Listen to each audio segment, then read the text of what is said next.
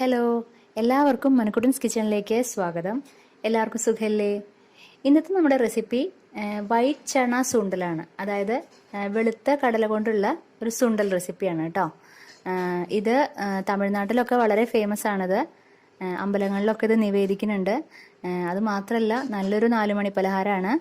അപ്പോൾ വളരെ എളുപ്പമാണ് ഉണ്ടാക്കാനായിട്ട്, നല്ല ഹെൽത്തിയാണ്. അപ്പോൾ നമുക്കിത് എങ്ങനെയാണ് ഉണ്ടാക്കാമെന്ന് നോക്കാം കേട്ടോ.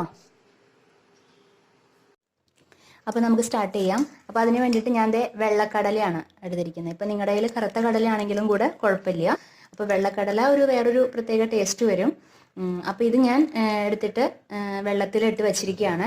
കുതിർത്ത് വെക്കണം. നമുക്കൊരു 5 മണിക്കൂർ നേരം കുതിർത്ത് വെക്കണം.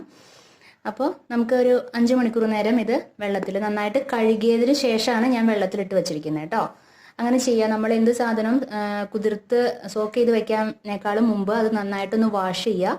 കഴുകിയതിന് ശേഷം നമ്മൾ കുതിർത്ത് വെക്കുക കേട്ടോ. ഓക്കെ. അപ്പോൾ നമ്മൾ 5 മണിക്കൂർ കുതിർത്ത് വെച്ചതിന് ശേഷം നമ്മളതിൽ വെള്ളമെല്ലാം ഊറ്റിക്കളഞ്ഞിട്ട് ഞാനിപ്പോൾ ഇതൊരു കുക്കർ എടുത്തിട്ടുണ്ട്. കുക്കറിലേക്ക് നമുക്കിതൊന്ന് ആഡ് ചെയ്ത് കൊടുക്കാം.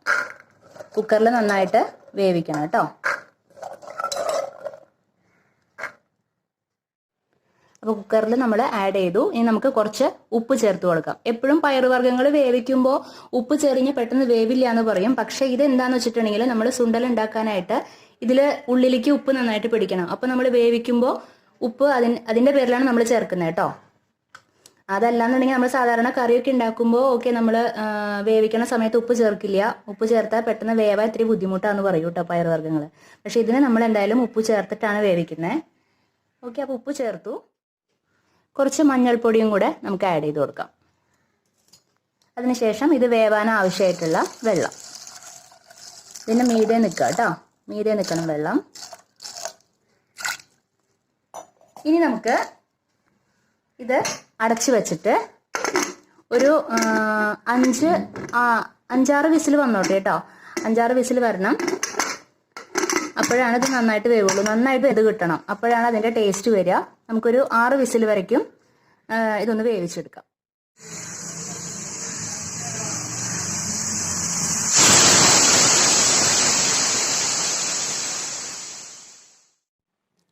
അപ്പോൾ ഇതാ വിസിലെല്ലാം ഇറങ്ങിയിട്ടുണ്ട്.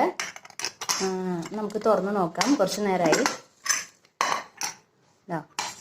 നന്നായിട്ട് ഇതുപോലെ നന്നായിട്ട് ചൂടുണ്ട്. നന്നായിട്ട് വെന്തിട്ടുണ്ട്. കണ്ടില്ലേ? ഇതുപോലെ നന്നായിട്ട് വേവണം കേട്ടോ. നല്ല ചൂടുണ്ട്. കണ്ടില്ലേ? ഇതുപോലെ നന്നായിട്ട് വേവണം. ഉപ്പൊക്കെ അതിൻ്റെ ഉള്ളിൽ പിടിച്ചിട്ടുണ്ട്. പോരായി ഉണ്ടെങ്കിൽ നമ്മളിത് ചെയ്യണ സമയത്ത് വേണമെങ്കിൽ ആഡ് ചെയ്യാം. എപ്പോഴും നമ്മൾ വേവിക്കണ സമയത്ത് ഇടാൻ നോക്കുക. അപ്പോൾ അതായിരിക്കും കുറച്ചും കൂടെ ടേസ്റ്റ്. അതായത് സുണ്ടൽ ഉണ്ടാക്കുമ്പോൾ കേട്ടോ. ഓക്കെ. അപ്പോൾ നമുക്കിനി എന്ത് ചെയ്യണമെന്ന് വെച്ചിട്ടുണ്ടെങ്കിൽ ഇതിൻ്റെ വെള്ളമെല്ലാം നമുക്ക് ഊറ്റിക്കളയണം. എന്നിട്ട് സുണ്ടൽ മാത്രമായിട്ട് നീക്കി വെക്കുക. ഇനി നമുക്കിത് എങ്ങനെ ഉണ്ടാക്കാൻ നോക്കാം കേട്ടോ. അപ്പോൾ നമുക്ക് സ്റ്റാർട്ട് ചെയ്യാം. ഞാൻ സ്റ്റൗവിൽ ഒരു പാൻ വെച്ചിട്ടുണ്ട്. ഫ്ലെയിം ഓണിലാണ്. അപ്പോൾ പാൻ ചൂടായിട്ടുണ്ട്. അപ്പോൾ നമുക്ക് കുറച്ച് ഓയിൽ ഒഴിച്ചു കൊടുക്കാം. വെളിച്ചെണ്ണ ഒഴിച്ചു കൊടുക്കാം. 2 ടേബിൾ സ്പൂൺ ഒഴിച്ചോളൂ കേട്ടോ. അപ്പോൾ ഓയിൽ ഏകദേശം ചൂടാവുമ്പോൾ നമ്മളിതാ 1 സ്പൂൺ കടുക് ആഡ് ചെയ്ത് കൊടുക്കാം. കടുക് നന്നായിട്ട് പൊട്ടി വരട്ടെ കേട്ടോ.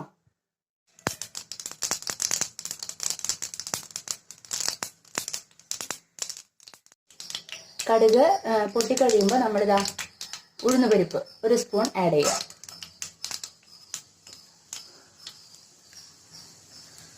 അതിനുശേഷം നമ്മളിത് 2 തണ്ട് കറിവേപ്പില, ഒരു 3 ചുവന്ന മുളക് കേട്ടോ.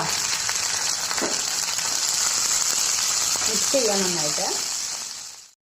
അടുത്തായിട്ട് കുറച്ച് നാളികേരം ചിരകിയത് ആഡ് ചെയ്ത് കൊടുക്കാം. നന്നായിട്ടൊന്ന് മിക്സ് ചെയ്യാം.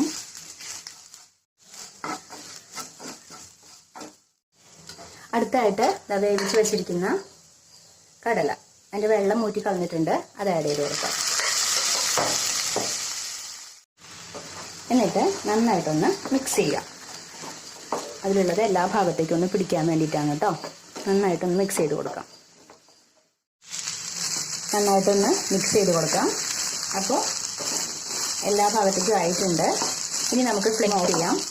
ഇത് അപ്പോൾ സുണ്ടൽ റെഡി ആയിട്ടുണ്ട് കേട്ടോ. നല്ലൊരു 4 മണി പലഹാരമാണ്. അപ്പോൾ വളരെ എളുപ്പമാണ് ഉണ്ടാക്കാനായിട്ട്. അപ്പോൾ എല്ലാവരും ട്രൈ ചെയ്യുമെന്ന് വിശ്വസിക്കുന്നു. അപ്പോൾ നമുക്കിനി അടുത്ത എപ്പിസോഡിൽ വേറൊരു പുതിയ വിഭവമായിട്ട് വീണ്ടും കണ്ടുമുട്ടാം. Okay, bye, thank U.